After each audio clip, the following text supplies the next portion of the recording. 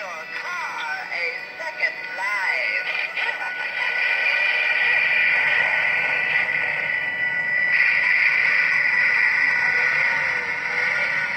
Hey, Bob, here's your bench. Hold on a second, Wazzy. Have to see I'm busy.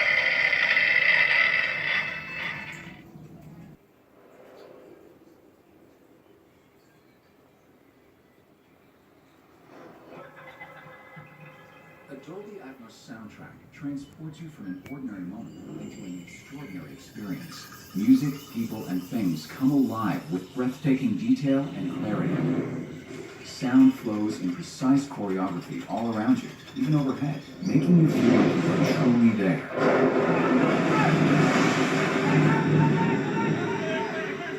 Leading movie directors and studios quickly embrace the creative power of Dolby Atmos for the cinema.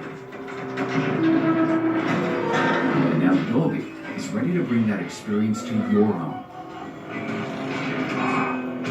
Look for Dolby Atmos releases of your favorite movies, with games and other content to follow. Dolby Atmos is the next revolution in sound for home entertainment. So how does Dolby Atmos improve on the already amazing experience of your home theater? With traditional surround sound, designers have to mix independent sounds together into channels. While a sound can move around you, it can't move overhead or precisely match the screen direction. With Dolby Atmos, sound designers are freed from channel restrictions. They can now place and move sounds as objects independent of channels, including anywhere overhead.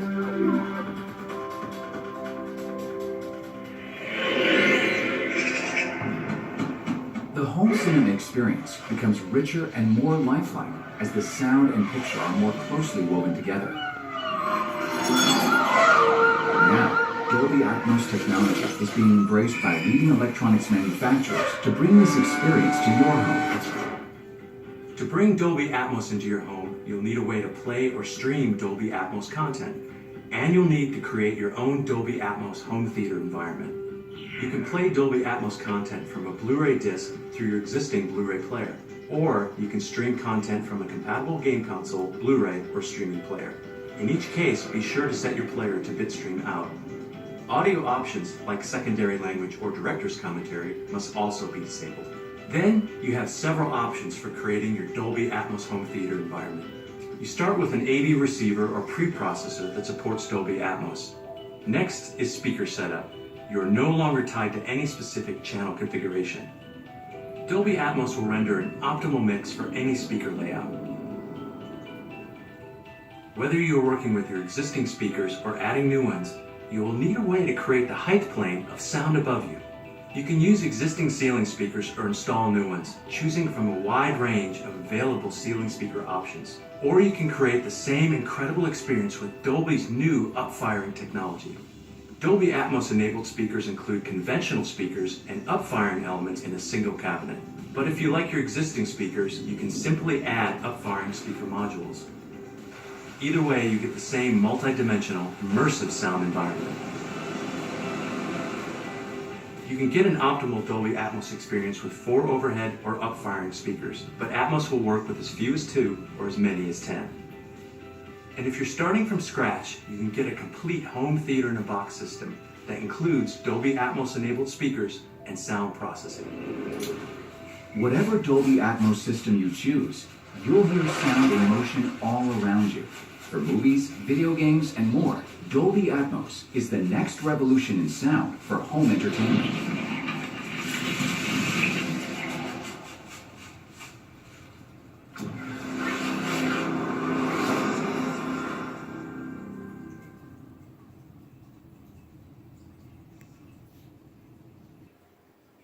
Enter a new world of sound with Dolby Atmos.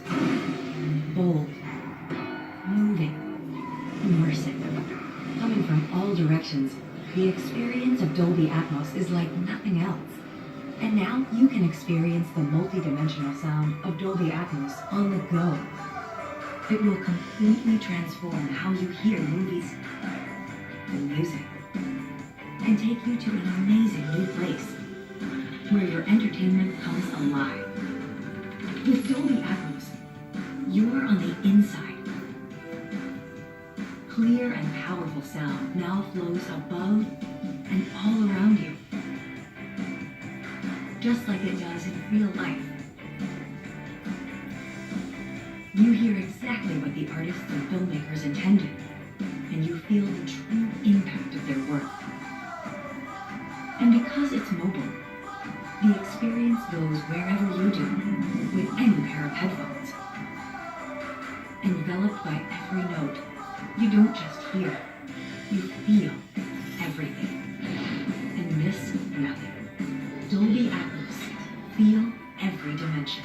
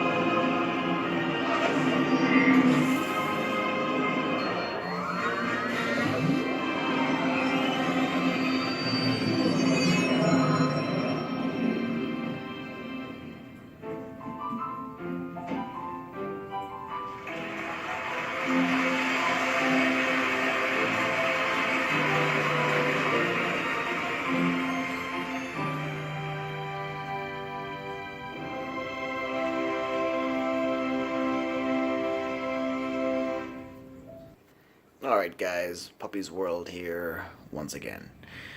I'm not sure if you noticed, but for that little demonstration of mine, I didn't have the power amplifier turned on.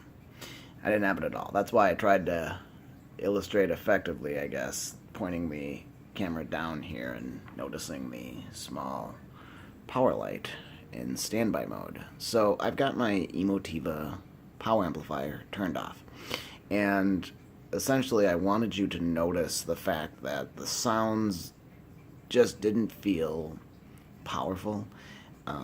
Unfortunately, I'm 100% positive that there is no low-frequency effect with a lot of these videos, simply because of the fact that both of my subwoofers are in standby mode.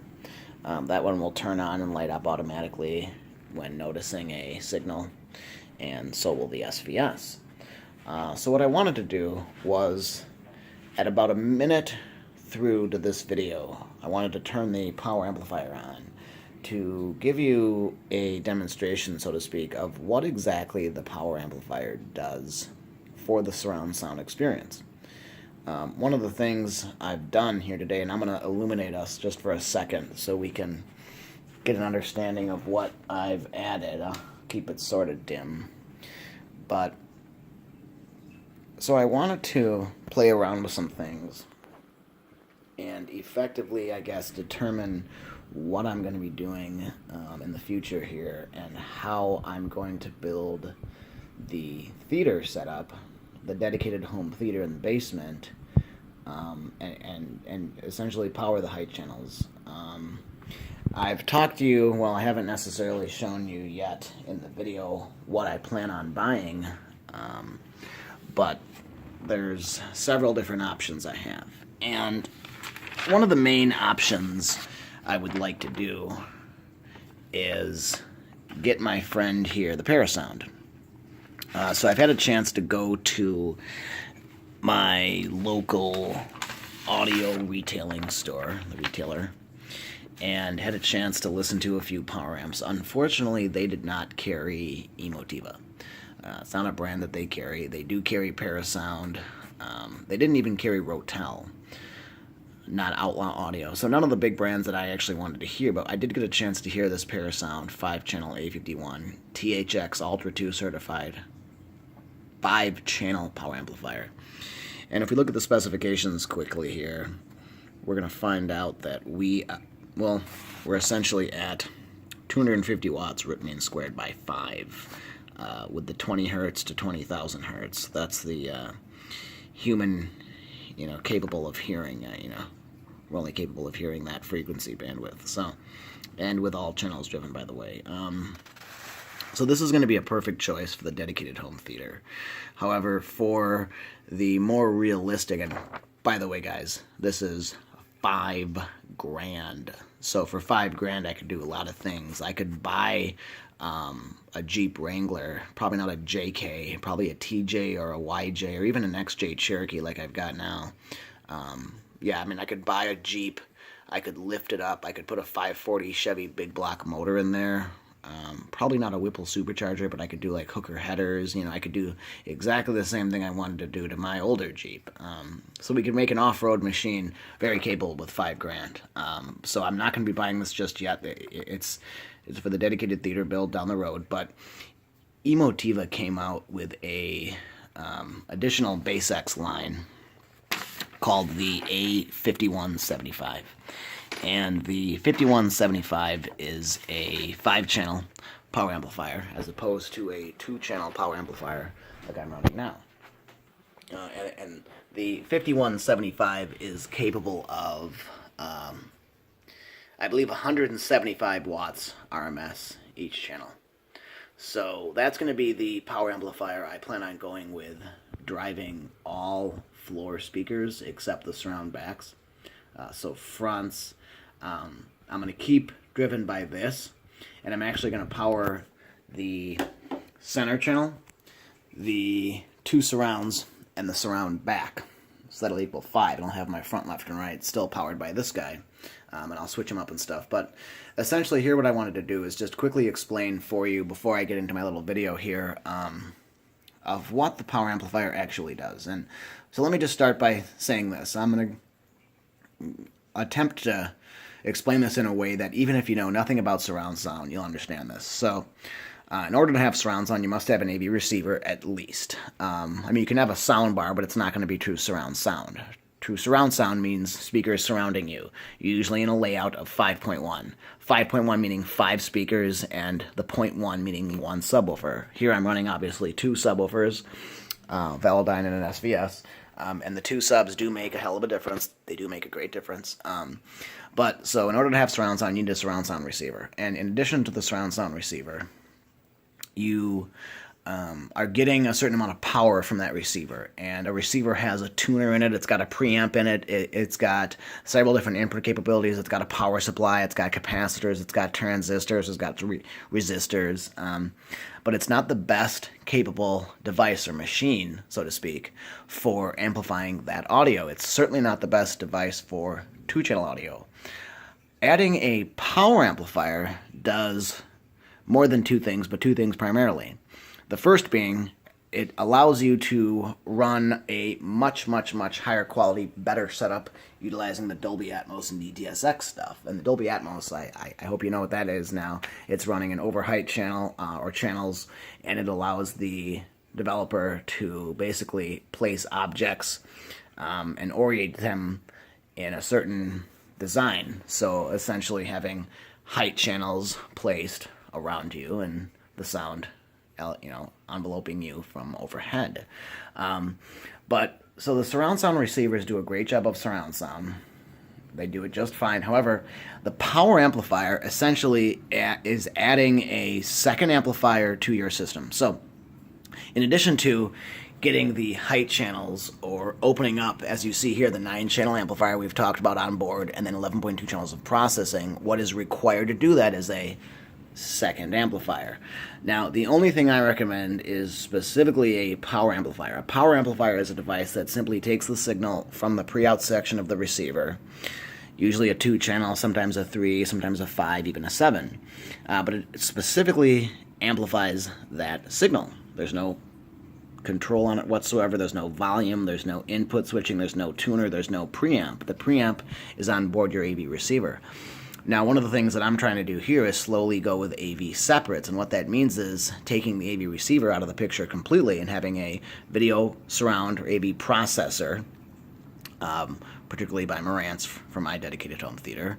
But for the living room here, we're keeping things quite simple, at least just 2 power amplifiers and an AV surround sound receiver to do all of our video processing. Now, one of the questions I've often been asked is, and before I go into the second part of a power amplifier here, one of the questions I've always asked is, how do you add channels to a surround sound setup? How are you able to get an 11.2 or an 18.2? And I just want to quickly explain the fact that one thing you're able to do when adding power amplifiers is keep the existing speakers connected to the receiver that you currently have. And although I don't recommend it, it is possible, and it is possible to get quite a quality setup out of it. Now, those of you should know that I would much prefer a 5.1 or a 5.2, even a 7.2 setup over any 11.1 or 11.2 setup. Quality is what I'm looking for here, not necessarily quantity. A lot of speakers are great. However, if you have a ton of speakers that are shit and an amplifier that's garbage, you're going to have shit. But if you got great setup with a few great speakers, it's going to sound better than a ton of shitty speakers that you should already know. However, in order to get several more channels, and yes, dedicated channels is a way to, or the method of keeping the speakers connected directly to the AV receiver, but then also sending a pre-out signal to additional amplifiers and then having speakers connected to that. That way you're actually able to send the correct signal from the channels, so left and right front pre-out into this amplifier, a surround left and right pre-out into that amplifier, and a height setup of 4 or 5 speakers into the second amplifier there. So that gives us a ton more channels and a ton more speakers allowed to be hooked up. So that would be the method of adding speakers that the only way that I would recommend. Yes, you can connect 2 AV receivers together. Do I recommend it? Absolutely not. It'll create a horrible sound, and you'll end up probably maxing out the second amplifier or AV receiver. So let me quickly explain what I've done here, and then I want to go into the second part of what adding a power amplifier does and how it increases the quality. So I'm probably most likely going to have to leave that for my third power amp video, which we can talk about. I wanted to go over pricing, availability, what's out there, what I recommend and whatnot. But what I have here and why I have this here is for one reason and one reason only. Yes, I have it for 2-channel audio and playback, even of surround sound and stuff, and of vinyl and analog stuff, even digital stream direct stuff. But more importantly, the reason I have this amplifier, and it's an integrated amplifier from Pioneer, an Elite piece, is it can operate 4 channels, but it's primarily designed to operate 2 very, very high quality channels, especially bi-amped and bi-wired with the speaker B selection. But what I have it doing is I have it taking a pre-out signal through RCAs connected to my height speakers. So if you turn around right here and you see that pre-out section right here, you'll notice there's a set of pre-outs coming from my front, left and right there on the AudioQuest one. And then there's a set of temporary RCA cables there running from my pre-out section of the height channels. So the height channels are being fed into this guy right here, and then amplified, of course, with a volume selection. Sometimes I've even played around with it going through another preamp, but I don't recommend that. So this integrated amplifier right here, the receiver's down here. But this integrated amplifier right here is actually powering my front heights, and I'm actually able to get complete volume control. I'm able to turn it up and stuff, add bass, take it out, balance it, loudness, headphones. That would only give us the height channels, but able to do a lot of things with that, and that really opened things up for me. So let me just quickly tell you, though, the second reason of adding a power amplifier and why one would do so. It's quality, guys. As before, I talked about how the AV receivers jam-pack everything inside of them. The power amplifiers are just very, very simple. There's no signal paths to cross in them or radio frequency interference possible. It's just an oversized toroidal transformer and amplifiers, heat sinks, and speaker posts. So there's nothing to crosstalk between. With the AV receivers, there's a whole bunch of shit inside of them. Different inputs, like I said, a preamp, a tuner, a lot of stuff can jargon the signal and make it so that the power rating or specifications they give you, sometimes 130, 100, 150 watts RMS, aren't exactly true. No, they're not necessarily peak power, but they're not exactly correct. A power amplifier is a lot more efficient. It gives you a power rating or consumption rating, and it's true to that. It'll be 150 watts RMS, 2 channels driven. The specifications they sometimes give you on the receivers are at specifically that, 2 channels driven. So they'll let you know that they're at 150 or 130 watts RMS, but with only those 2 front, left, and rights. Not if you're pumping a whole 5.1 or a 7.1 or even a 9.2 system, which this system is certainly capable of doing. But it definitely takes the strain on the receiver when you're doing that. If you noticed when I brought you behind here and we looked up the skirt, so to speak, of my Marantz, there's not a bunch of speakers connected to this anymore. And that's what I'm doing here. I'm sort of testing things out, trying to lower or reduce the amount of strain on my Marantz receiver so that we can have the more immersive, enveloping surround sound setup that I'm looking for. So I still haven't swapped my height channels out just yet. So I'm doing some testing and placement issues and whatnot, then finalizing things, and I have to do the cable management and the wiring. But I wanted to just give you this little demonstration, and about a minute way through the video, I'll turn the power amp on so we can get an idea of what it actually does and how it actually sounds. So you're not going to know until you actually buy one, plug it into your system, place your speakers in the proper setting, figure out your reflection points, turn that guy on, turn up the volume of your receiver or pre-pro processor, whatever, and sit down and enjoy it.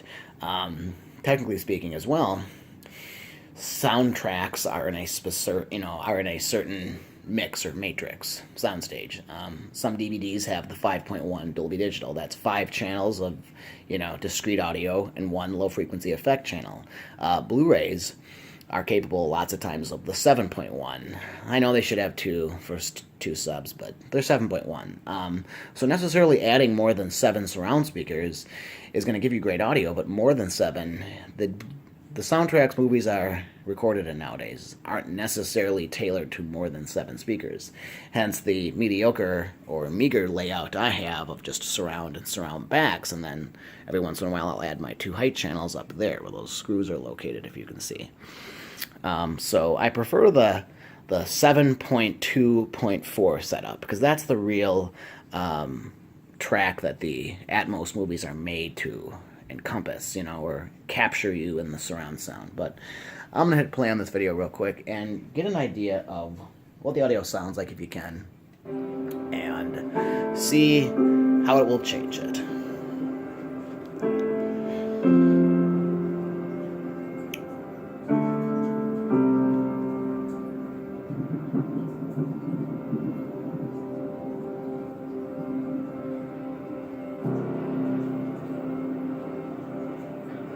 JKX is just an amazing adventure that kind of takes you off the beaten path a little bit. There was always boyhood dream to come to Alaska and check this stuff out, and we didn't go to the normal touristy spots. We went off the beaten path and into the crazy woods, and so that's the best part about it. You get out, you test these vehicles to the very max, and just you push everything to the limits. But it's hard days every day, long miles, lots of work.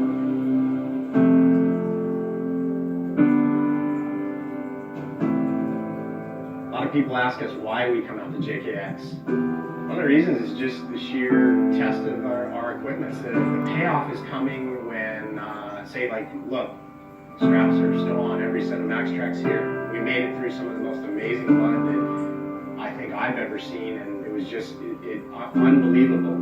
Just to be able to be part of that, see it in action, puts things in perspective.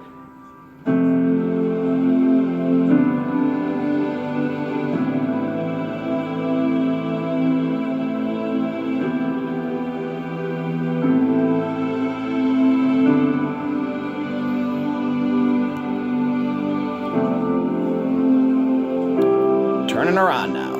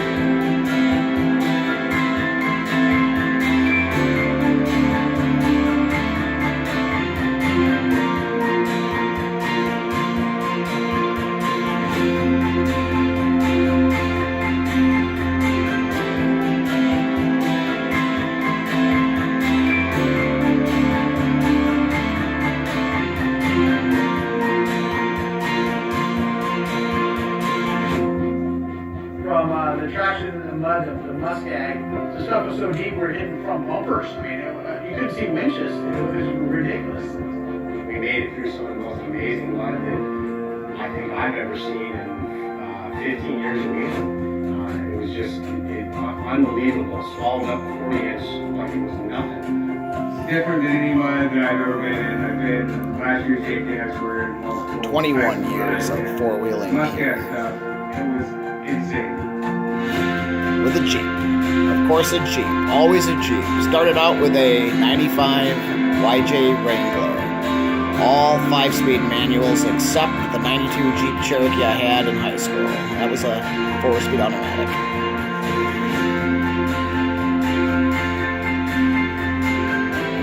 Will never not drive a lifted Jeep ever in my life. I will always drive a lifted Jeep with a winch on it from Warren.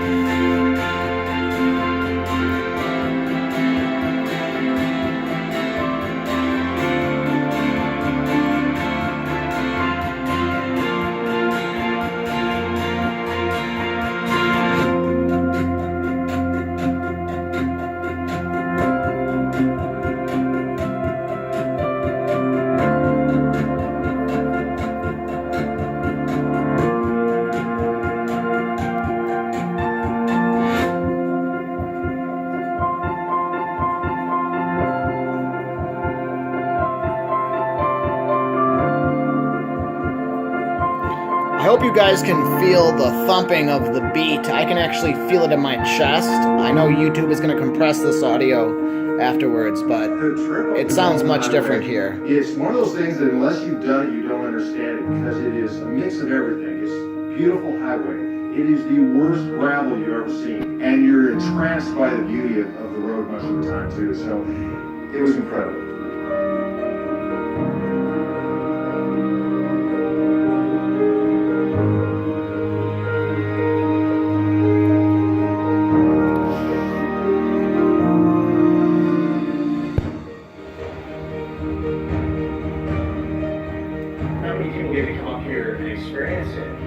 Alaska's that last frontier. The Dolby Highway alone is no joke. I mean, it's 500 miles of the nastiest, torn up, craziest road you'll ever drive.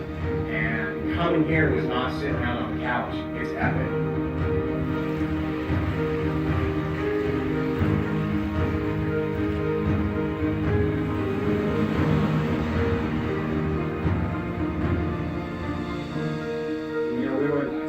Crazy weather, there was snowing and raining, and then went to really hot sun, and mosquitoes were nasty.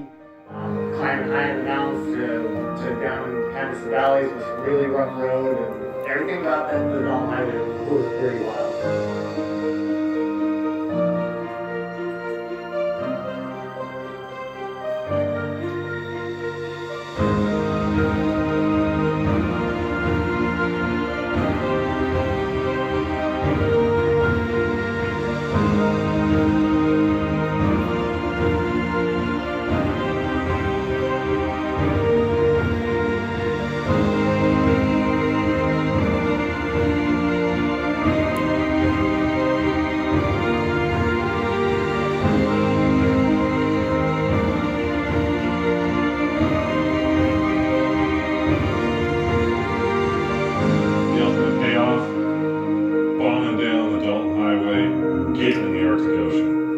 Touching that water and being there. And we got to see it as something that nobody else has seen.